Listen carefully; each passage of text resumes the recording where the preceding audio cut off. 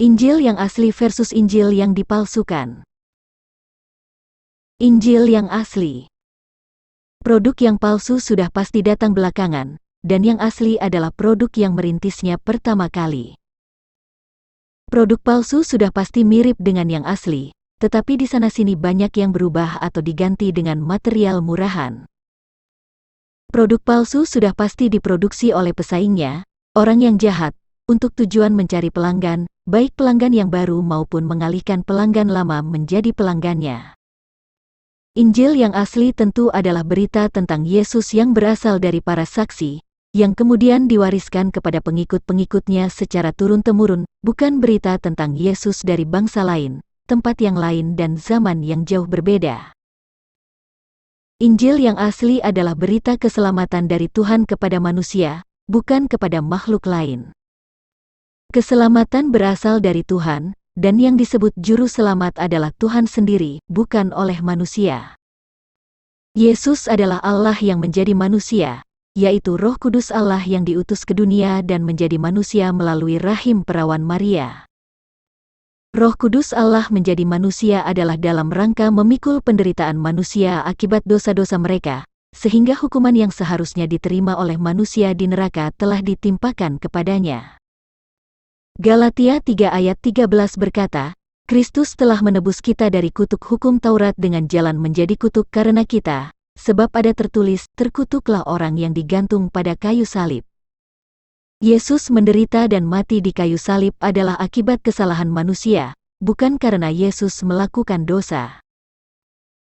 Itu artinya, Yesus menderita dan mati adalah karena kurban akibat dosa manusia. Barang siapa yang beriman kepada Yesus sebagai Tuhan dan Juru Selamatnya, maka hukuman yang seharusnya diterima akibat dosanya telah dibayar lunas olehnya. Manusia yang telah menyalibkan Yesus adalah mereka yang dikuasai oleh si jahat, yaitu iblis dan malaikat-malaikatnya. Dan manusia yang menyangkal Yesus sebagai Tuhan dan Juru Selamat adalah karena mereka dikuasai oleh si jahat, yaitu iblis dan malaikat-malaikatnya. 1 Korintus 12 ayat 3b berkata, tidak ada seorang pun yang dapat mengaku Yesus adalah Tuhan selain oleh Roh Kudus. Di dalam Alkitab tidak ada istilah jin yang baik dan jin yang jahat, mereka adalah roh-roh jahat di udara, penghulu-penghulu dunia yang gelap, yaitu iblis dan malaikat-malaikatnya yang menyamar sebagai terang. Oleh karena itu, iblis dan malaikat-malaikatnya adalah makhluk yang harus dijauhi oleh manusia, bahkan diusir, sebab mereka adalah roh-roh penyesat, sebab iblis pun dapat menyamar sebagai terang. 2 Korintus 11 ayat 14. Di dalam Injil Yesus telah memerintahkan untuk mengusir setan. Matius 10 ayat 8, sembuhkanlah orang sakit, bangkitkanlah orang mati, tahirkanlah orang kusta, usirlah setan-setan, kamu telah memperolehnya dengan cuma-cuma, karena itu berikanlah pula dengan cuma-cuma. Markus 16 ayat 17, tanda-tanda ini akan menyertai orang-orang yang percaya, mereka akan mengusir setan-setan demi namaku, mereka akan berbicara dalam bahasa-bahasa yang baru bagi mereka. Baik Injil Lukas dan Injil Yohanes juga memerintahkan untuk mengusir roh-roh jahat atau setan, sebab roh-roh yang menguasai udara dan yang ada di bumi adalah iblis dan malaikat-malaikatnya.